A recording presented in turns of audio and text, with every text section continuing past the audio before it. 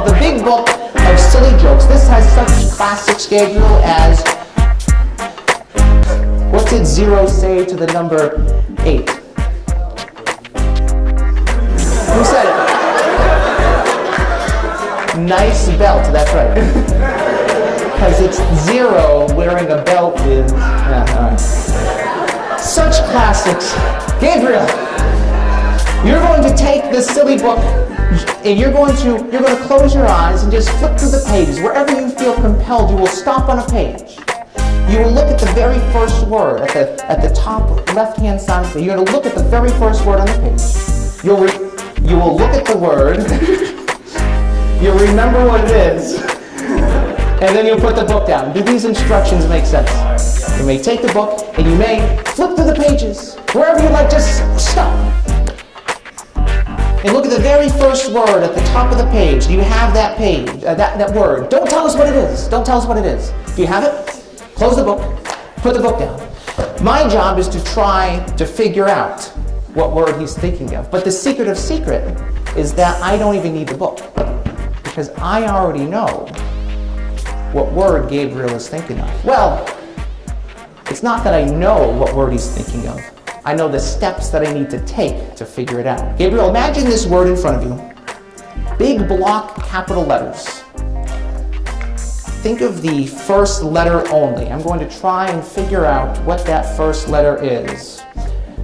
Gabriel, I'm seeing a vertical line and some horizontal lines. Does that make sense for the first letter? He's so happy already. Look at the last letter. Now think of the last letter of this word. I'm seeing another vertical line and a horizontal line. Does this make sense? So far, so good. Now I'm seeing somewhere in the middle the letter A. Somewhere in the middle, is there the letter A? There it is. All right, I take this as a positive sign that a good chance that this is the word that you're thinking of. Now I'm not going to show you the word just yet. I'm going to show everyone else. Do not say what the word is, because just in case I'm wrong, I might want to change it. I'm going to ask you some questions in a moment. This is the word that I think Gabriel is thinking of.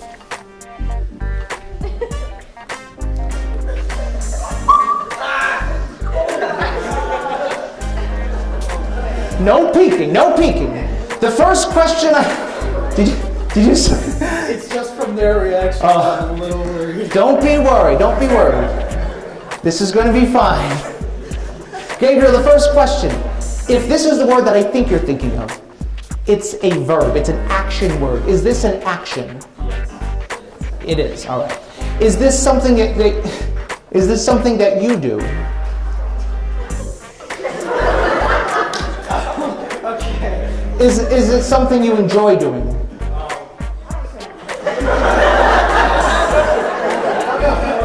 Oh, he doesn't know. He doesn't know. All right, so yes and no, maybe? He's going with yes. So do you do it often? Like maybe, once a day, week? Once a day.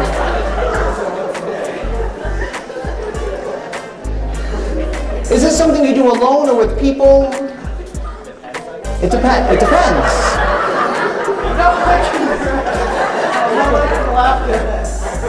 I'm glad we chose this silly person. Thank you for volunteering. I think this must be the word. I'm going to show you the word that I have. And just tell everyone in a loud voice if this is the word that you're thinking of. Yes. Yeah, eat. Yeah. Yes. Eat. Let's hear it for Gabriel. Gabriel, thank you very much.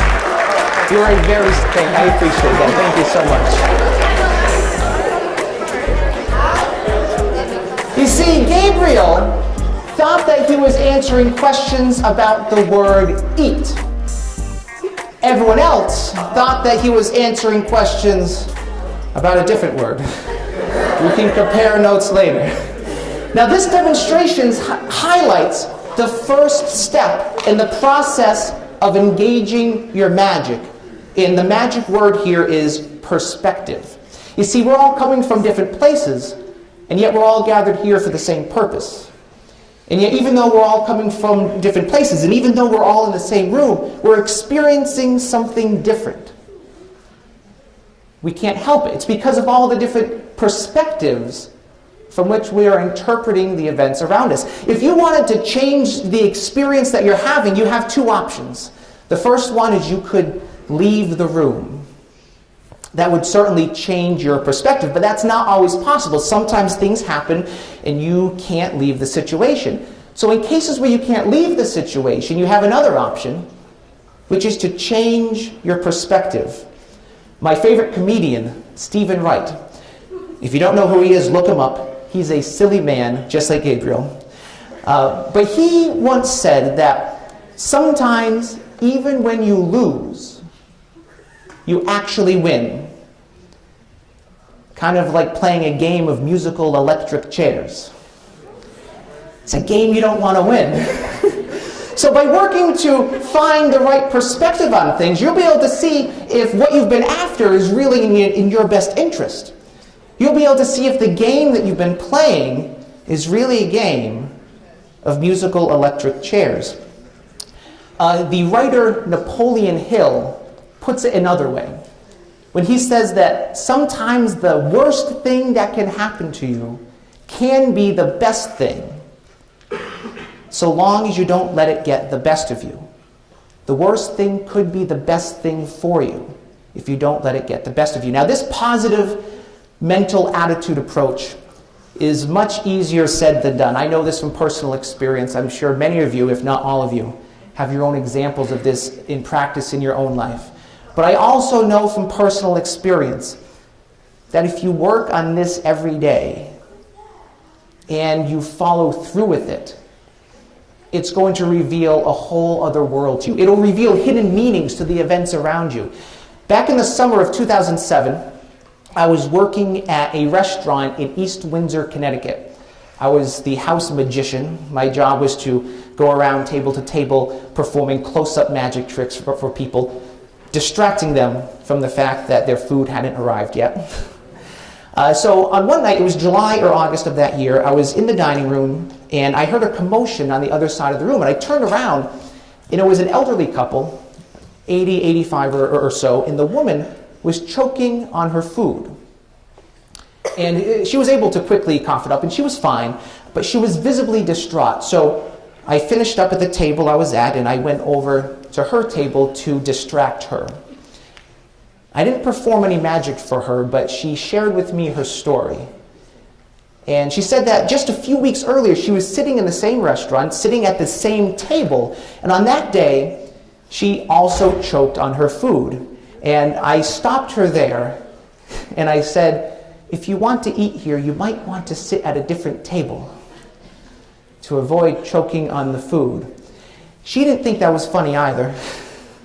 So she ignored my attempt at humor and my rude interruption, and she continued. She said that on that day it was different. She couldn't cough up her food. And she said that someone at the bar had to come over to perform the Heimlich on her, and he kept just pounding and pounding and pounding at her, but she could not breathe. And her husband said that at one point, her face, her skin began to turn gray. And it must have seemed like an eternity, and perhaps just before it would have been too late, finally she was able to cough up her food, she was able to breathe. Now, but by this point, the paramedics had arrived, and even though she was breathing fine, they still brought her to the hospital, fearing that she may have broken a rib. When she got to the hospital, they didn't find any broken ribs. But what they did find was an aneurysm that was about to burst. This is someone's grandmother, someone's mother. Had this near-death experience not happened, she surely would have died. She was 80-something years old, and it was not her time to go. And yet there could be a young woman no more than 26 years old, and it's just her time to go. So my question here is, what are you choking on? And what is it trying to tell you about your current situation?